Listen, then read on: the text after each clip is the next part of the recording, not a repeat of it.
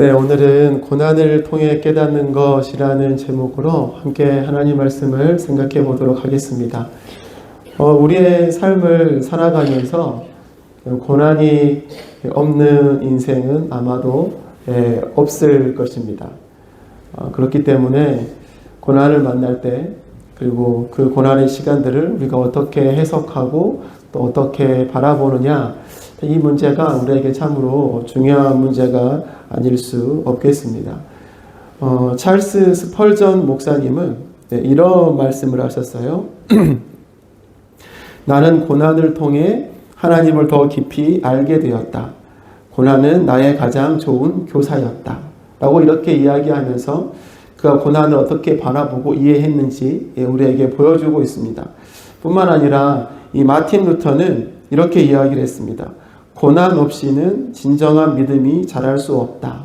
라고 이렇게 이야기를 했습니다. 물론 이 이야기를 통해서 그가 고난을 어떻게 이해하고 바라보는지 우리에게 보여주고 있는 거죠.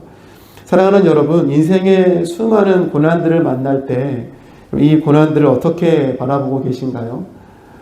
오늘 금방 제가 읽어드렸던 찰스 스펄전 목사님의 말이나 또 마틴 루터의 이야기를 들었을 때에 이들이 무엇을 의미하고 있습니까? 그들에게 이 고난은 그들의 삶 속에 매우 유의미한 것이었다라는 것이죠. 좀 더 과장해서 이야기를 하면 그들에게 매우 유익한 것이다 라고 이야기할 수 있지 않겠습니까? 결코 그들은 고난을 무의미한 것으로 취급하지 않았다는 것이죠. 우리들에게도 이러한 믿음의 자세 또 신앙의 모습이 우리에게 필요하지 않을까라는 생각을 해보게 됩니다. 우리의 모든 삶이 하나님께서 허락하신 시간이고 또 하나님이 우리에게 주신 순간이라고 믿는다 한다면 그 모든 삶에 당연히 다 중요하고 의미 있는 순간이 되겠죠. 그것이 혹여 우리가 원치 않는 고난과 어려움이다라고 할지라도 그것은 우리에게 매우 의미 있는 시간일 것입니다. 사랑하는 성도 여러분, 바라기는 하나님께서 우리의 삶 가운데 이렇게 허락하신 그 고난들을 통해서 하나님께서 우리가 알기 원하시는 것들, 그런 것들을 우리가 바르게 알고 깨닫는 그런 우리의 삶이 되기를 소망합니다. 그렇다면 우리가 고난을 통해서 우리가 깨달아야 할 것, 경험해야 할 것이 무엇일까요? 첫 번째로는요, 우리 고난을 통해서 기도의 능력을 우리가 깨달아야 하는 것입니다. 오늘 5절 말씀에 보면 이렇게 되어 있죠. 짧습니다. 함께 읽을까요? 자, 시작. 베드로가 감옥에 갇히고 교회는 그를 위하여 하나님께 간절히 기도하였다. 아멘. 오늘 본문은 사도들 중에서 첫 번째로 야고보가 순교하는 장면이 기록이 되어 있습니다. 로마의 분봉왕이었던 이 헤롯은 자신의 정치적인 자리를 유지하기 위해서, 인기를 더 유지하고 지지를 받기 위해서 어떻게 했습니까? 유대인들이 좋아하는 일을 한 거죠. 그가 바로 그리스도인 야고보를 잡아서 죽였던 것입니다. 근데 그렇게 죽이고 나니까 사람들이 너무 좋아하는 거죠. 너무 자기를 더 믿어주는 것 같고 자기에게 더 마음을 주는 것 같아서 어떻게 했습니까? 이제는 베드로도 잡아서 죽이려고 잡아서 옥에 이제 가둬놓은 상태였던 것입니다. 여러분, 초대교회는 이 하루아침에 가장 좋은 선생님, 가장 훌륭한 영적인 지도자들을 하루아침에 한 번에 2명씩이나 다 이를 위기에 놓이게 됐던 것이죠. 이런 상황 가운데 여러분, 교회가 어떻게 했습니까? 바로 우리가 읽었던 5절의 말씀처럼 간절히 기도하기 시작했다라는 것입니다. 간절히 기도했다는 것이죠. 여러분, 간절히 기도하기 시작했다. 그 이후에 어떠한 일들이 일어났습니까? 바로 이 감옥에 갇혀있던 베드로를 하나님의 천사가 찾아왔던 것입니다. 찾아와서 자고 있는 베드로를 깨우고 그를 일으켜서 옷도 입히고 해가지고 따라와라 해가지고 감옥문을 하나 둘 이렇게 계속 이 밖으로 데려나가는 겁니다. 근데 그것을 따라가는 중에도 베드로는 이게 진짜인지 꿈인지 환상인지 이게 모르고 있었다라고 오늘 말씀에 보여주고 있잖아요. 근데 그렇게 해서 이제 모든 감옥을 다 벗어난 다음에 시내에 딱 도착했을 때 그때서야 천사가 떠나고 베드로가 깨닫게 된 게 무엇입니까? 아, 이게 진짜였구나. 진짜였구나. 눈 떠보니까 감옥에서 밖에 나와 시내에 서 있는 거죠. 아, 하나님께서 자신을 구원해 주셨구나. 건져 주셨구나. 깨닫게 된 것입니다. 그리고 베드로가 향한 곳이 어디입니까? 바로 마가의 요한의 어머니 마리아의 집으로 갔었죠. 그랬더니 그때까지 그곳에 많은 사람들이 베드로를 위해서 기도하고 있었다라고 오늘 말씀이 우리에게 보여주는 것입니다. 여러분, 이러한 초대교회의 모습, 또 베드로의 이야기를 통해서 우리에게 보여주는 것들이 많이 있겠지만 그 중에 하나가 무엇입니까? 바로 기도의 능력을 우리에게 보여주고 있는 것이죠. 하나님 앞에 믿음으로 간절히 기도하고 구할 때에 하나님이 그 기도에 반응하시고 역사하셔서 감옥에 있는 베드로를 죽이지 아니하시고 건져내시는 그 하나님의 손길을 보여주고 있는 것입니다. 기도에 우리가 당하는 이 고난은 우리의 기도의 능력을 우리가 경험케 하는, 또 깨닫게 하는 도구가 될 수 있다라는 사실을 우리가 분명히 기억해야 하겠습니다. 열왕기상 17장에 보면 사르밧과부와 엘리야의 이야기가 나옵니다. 제가 지난 주일에 설교를 했는데 전반부만 설교를 했었죠. 그 가뭄 중에서도 밀가루통이 마르지 않고 기름병이 마르지 않아서 그 가뭄을 잘 이겨냈다라는 이야기가 나와 있습니다. 근데 그 이야기 하반절에 어떤 이야기가 나와 있습니까? 그 사르밧 여인의 아들이 아파가지고 죽는 이야기가 나오는 거죠. 아파가지고 죽습니다. 그 죽었을 때 이 사르밧과부가 누구를 찾아와요? 엘리야를 붙잡고 내 아들이 이렇게 됐다라고 이 이야기를 하는 거죠. 여러분, 그랬을 때 엘리야가 어떻게 하였습니까? 열왕기상 17장 20절에서 22절 말씀 보면 이렇게 되어 있습니다. 주님께 부르짖었다. 주 나의 하나님, 어찌하여 내가 머물고 있는 이 집에 과부에게 이렇게 재앙을 내리시어 그 아들을 죽게 하십니까? 그는 그 아이의 몸 위에 3번이나 엎드려서 몸과 몸을 맞춘 다음에 주님께 또 부르짖었다. 주 나의 하나님, 제발 이 아이의 호흡이 되돌아오게 하여 주십시오. 주님께서 엘리야가 부르짖는 소리를 들으시고 그 아이의 호흡을 되돌아오게 하여 주셔서 그 아이가 살아났다. 아멘. 이 말씀이 열왕기상 17장에 기록이 되어 있는 것입니다. 여러분, 아이가 살아났습니다. 기적이 일어났죠. 여러분, 어떻게 이렇게 된 것입니까? 그 아이의 몸 위에 엘리야가 3번 이렇게 엎드려서 몸과 몸이 이렇게 마주친 것이 여러분 중요한 포인트일까요? 어떤 그 행위? 여러분, 그 중요한 건 그 포인트가 아닌 것이죠. 무엇이 중요한 것입니까? 엘리야가 주님을 의지하여서 믿음으로 주님께 부르짖었다. 주님께 또 부르짖었다. 기도했다. 여러분, 이게 중요한 것이죠. 하나님께서 그 엘리야의 기도 소리에 반응하셔서 생명의 주가 되신 주님께서 아이의 생명을 되살아나게 해주셨다 하는 말씀인 것입니다. 여러분, 무엇을 보여주고 있습니까? 기도의 능력, 기도를 통해서 주신 하나님의 은혜, 그것을 우리에게 보여주고 있는 말씀 아닌가요? 사랑하는 성도 여러분, 혹시 지금 우리의 삶 가운데, 나의 삶 가운데 어려움을 당하고 고난 가운데 계십니까? 여러분, 지금이 바로 기도의 능력, 기도의 은혜를 경험할 때임을 우리가 기억해야 될 줄로 믿습니다. 그리고 그 믿음으로 여러분 끝까지 포기하지 않고 기도하는 우리가 되기를 소망해요. 하나님은 그 기도를 보고 계십니다. 여러분, 오늘 이 베드로가 갇혔을 때 그 교회의 사람들이 베드로를 위해서 기도했잖아요. 기도하자마자 하나님 응답해 주시면 얼마나 좋아요. 근데 여러분, 오늘 말씀 보니까 하나님이 언제 천사를 보내셨습니까? 오늘 말씀에 나와 있잖아요. 그가 죽기 전날 밤, 그가 죽기 전에 이제 거의 이제 죽음의 이 사형이 집행될 그 날까지 거의 다다랐을 때 시간이 다 찼어요. 이제 별로 내일이 없어요.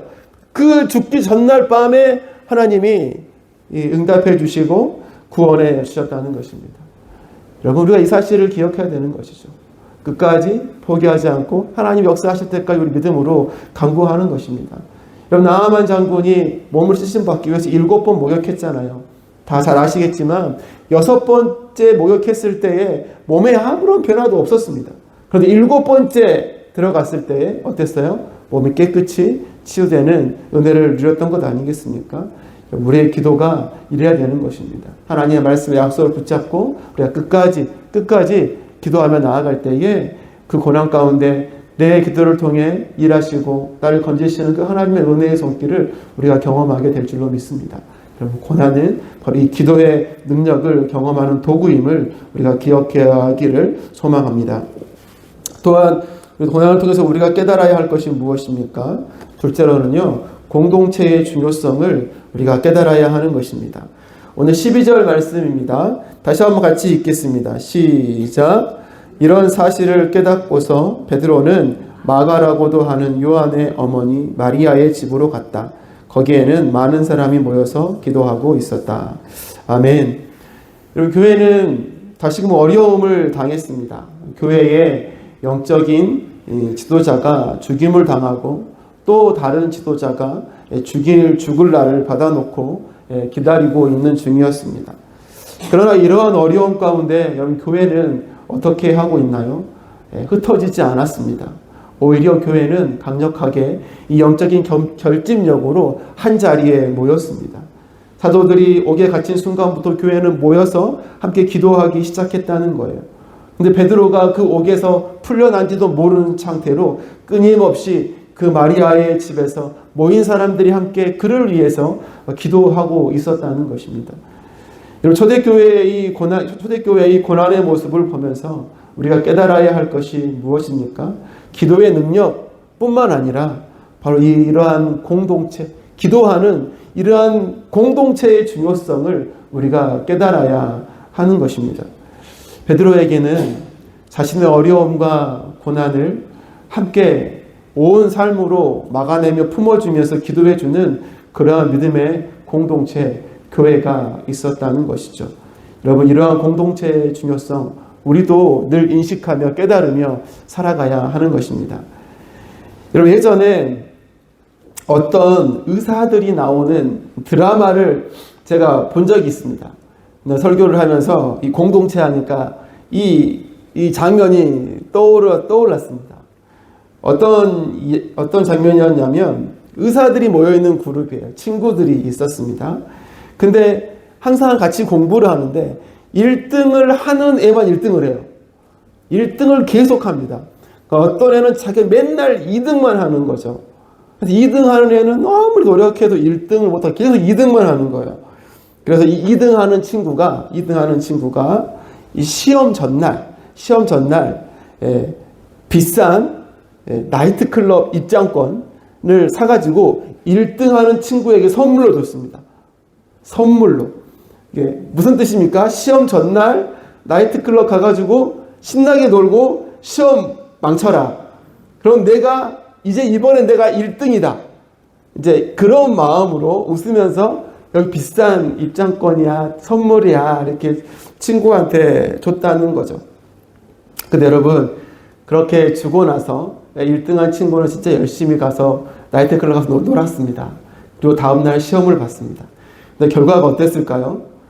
그 드라마의 내용은 이렇습니다. 1등하는 친구는 다시 1등을 했습니다. 2등하는 친구는 또다시 2등을 한 겁니다. 어떻게 그렇게 된 거야? 라고 물었을 때 1등한 친구가 이렇게 이야기했습니다. 네가 준 티켓으로 내가 가서 신나게 놀았더니 그동안 쌓인 스트레스가 다 사라져서 시험을 너무 잘 봤어. 이렇게 이야기를 했다는 거죠.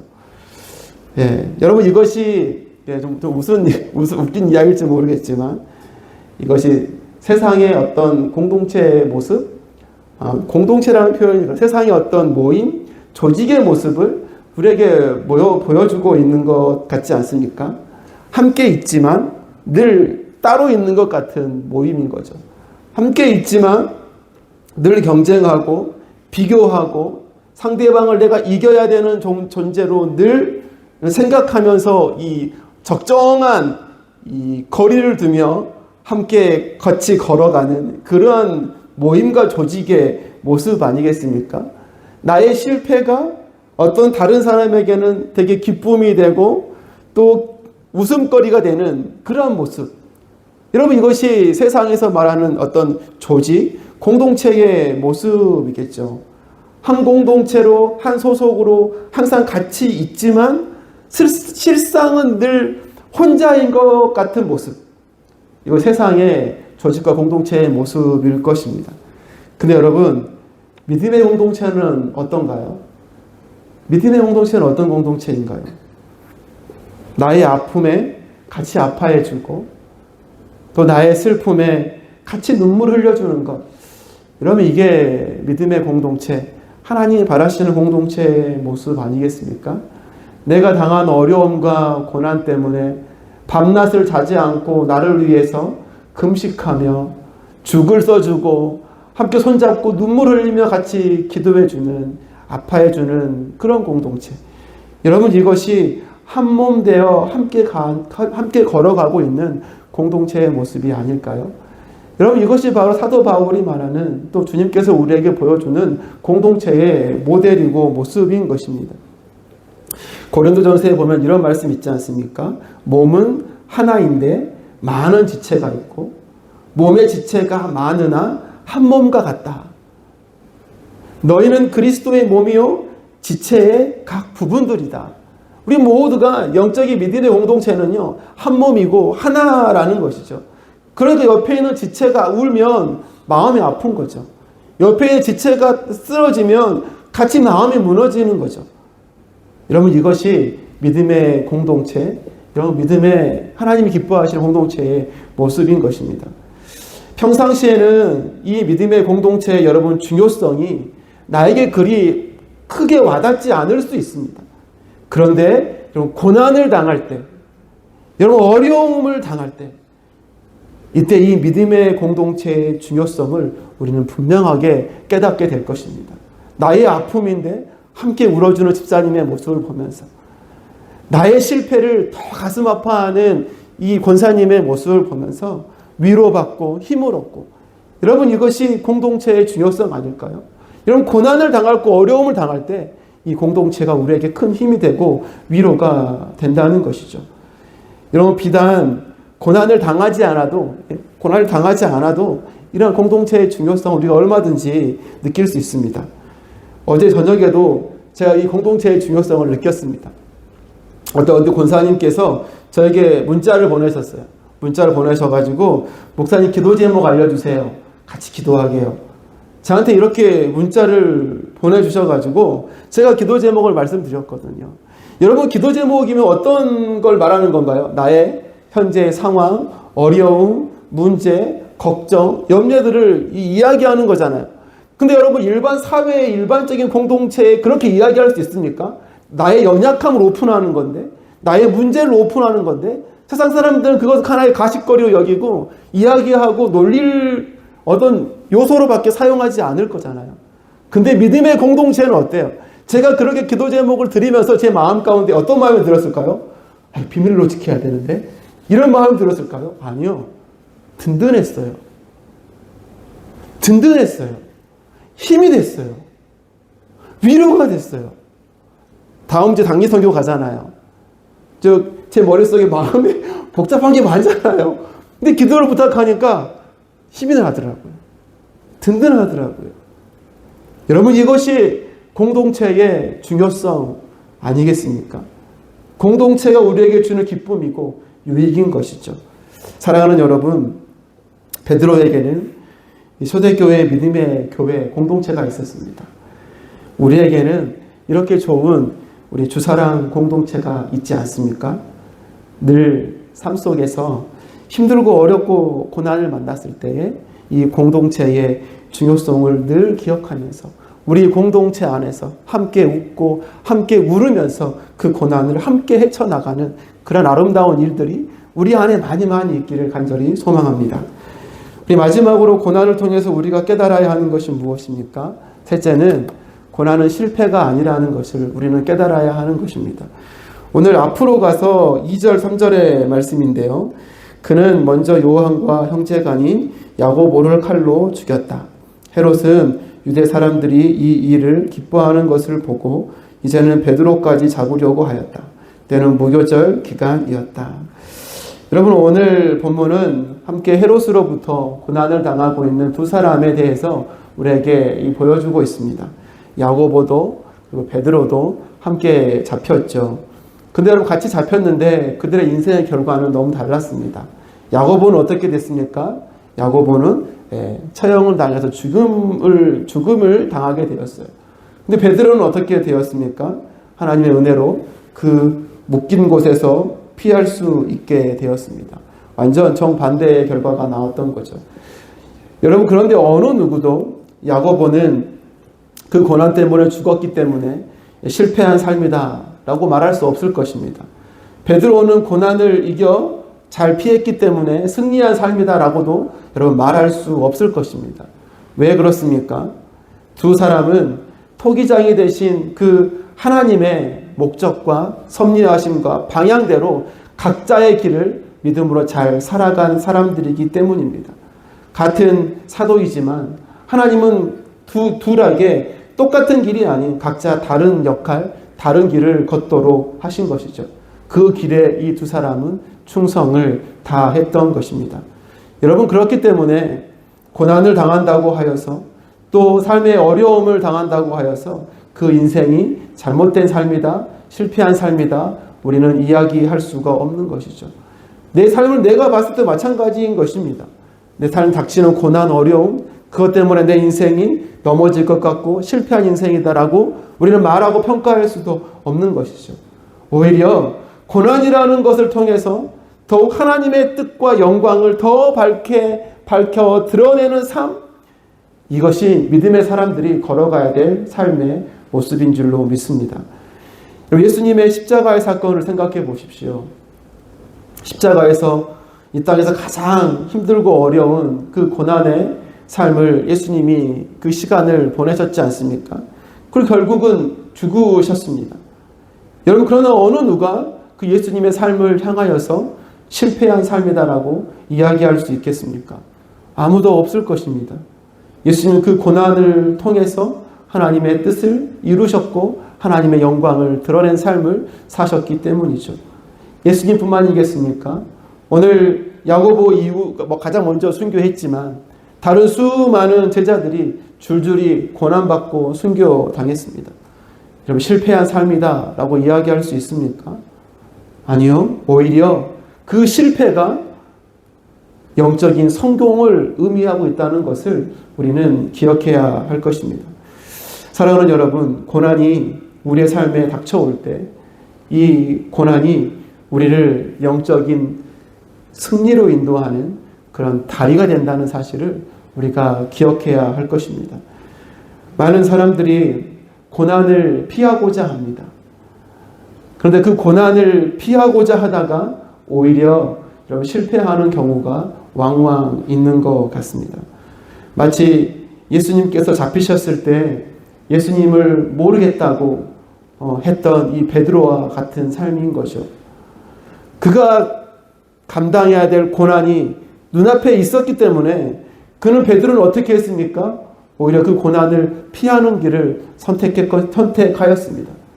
그래서 결국 그는 예수님을 부인했고 하나님 앞에 죄를 짓는 그런 일을 하게 되지 않았습니까?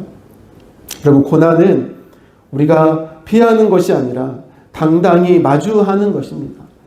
하나님 앞에서 늘 정직하고 선하고 또 말씀에 순종함으로 우리가 살아가는 삶 때문에 당하는 고난들을 우리는 당당히 마주하며 살아가야 하는 것이죠. 이것이 믿음의 삶이고 하나님께서 기뻐하시는 삶임을 우리는 기억해야 할 것입니다. 결코 고난은 여러분 실패가 아닙니다. 영적인 승리로 연결된 브릿지라는 사실을 우리가 늘 기억하는 삶을 살아가야 될 줄로 믿습니다. 말씀을 맺겠습니다. 오늘은 고난을 통해서 깨닫는 것이라는 제목으로 말씀을 나눴습니다. 우리는 고난을 통해서 기도의 능력과 공동체의 중요성을 깨달아야 한다고 했습니다. 그리고 그 고난은 실패가 아니다라고 말씀을 통해 나눴습니다. 우리의 삶에 당하는 순간순간마다 우리가 언제나 이 세 가지를 기억하면서 기도의 능력으로 또 공동체의 중요성으로 그 고난을 이겨낼 뿐만 아니라 그 고난을 뛰어넘어서 영광의 승리의 자리까지 이뤄가는 우리 모두의 삶이 되시기를 간절히 소망합니다.